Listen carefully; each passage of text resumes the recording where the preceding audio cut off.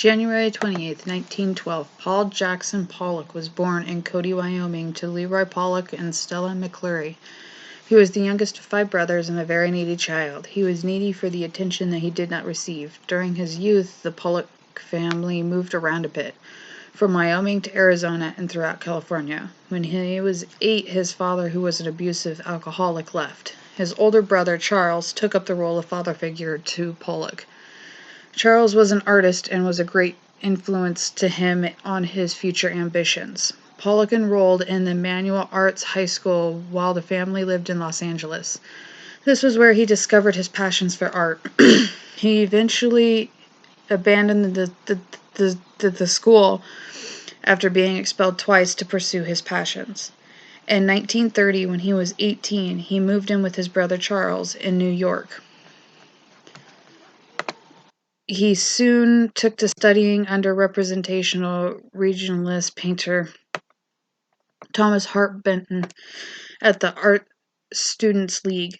During the Depression, Paul and his brother Sanford both worked on Public Works of Art Project Mural Division. The program resulted in thousands of works by Pollock and other artists. Even though he was quite busy with work, he couldn't start drinking. In 1937, he started to receive psychiatric treatment for alcoholism. He received this from a Jungian analyst. This analyst fueled his interest in symbolism and Native American modern art. In 1939, Paul found Picasso's art show at the Museum of Modern Art.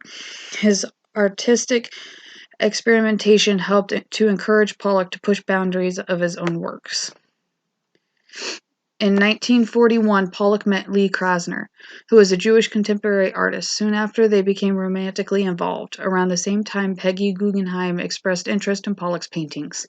He commented that he might be one of the most original American artists he had seen. He immediately put Pollock on contract. In October 1945, Pollock married Krasner. He also got a loan from Guggenheim to buy a farmhouse in Springs area of East Hampton on Long Island. In 1946, Pollock converted their barn into a studio and continued to work on his drip technique.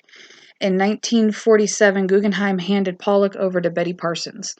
Between 1947 and 1950, Pollock had his drip period. It also became very popular after an August 1949 Life magazine article. Also because of this article, a lot of friends became competitors, and some critics even called Pollock a fraud. During that time, Pollock would defer to Krasner to determine if a painting was good. His show at Betty Parsons Gallery in 1949 sold out. Because of this, he became the best-paid avant-garde painter in America. This was not good for Pollock. He became dismissive of other artists, even his former teacher and mentor. That's when Hans Noonan Namath tried to film a documentary of him painting, but he couldn't perform. He started drinking heavily once again. His show at the Parsons Gallery in 1950 did not sell. Pollock's art became darker in color at this time. He also abandoned his drip method and began to paint in black and white. Depressed, Pollock would meet his friends at the Cedar Bar and drink until closing. By 1956, Pollock had stopped painting. His marriage was troubled, his health failing, and he was seeing other women. Krasner at this point left for Paris to give Pollock space. On August 11, 1956, just after 10 p.m., Pollock crashed his car into a tree less than a mile from home. He was thrown 50 feet into a birch tree, and he died immediately. Jackson Pollock had 3 periods of art: his abstract expressionism period, action painting period, and modern art period. I couldn't find any artists that did a famous artist that did a reproduction of his works, though there were some that were inspired from his works. Taylor O. Thomas views her paintings as an ever-changing story. Each layer adds a new element representing her physical, mental, and spiritual exploration of the issues she faces. Fortunately, I only had access to a black and white printer.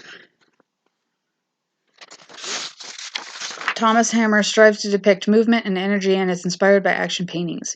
He has created his signature gestures and techniques involving lyricism and calligraphy.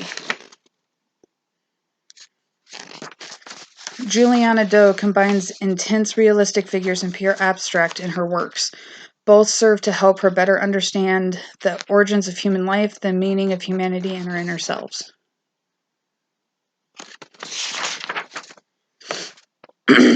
Utilizing everyday materials around him, Steve Barnes creates his paintings from dirt, dust, oil, and paint.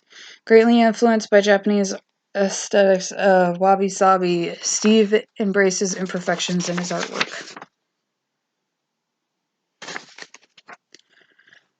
Pollock's paintings could suggest the life force in nature itself. They also suggest man's entrapment in the body and the anxious mind and in the frightening modern world. Male and Female from 1942 explores themes of primitive sexual identity, though on the other hand it portrays fertility, symbolized by Native American. For instance, the representations of snakes in water is often used by Zhang as a metaphor for the unconscious. The circular shape also represents continuity. His works, Shimmering Substance, 1946, and Eyes of the Heart, 1946, show trace of freedom from the direct natural depictions.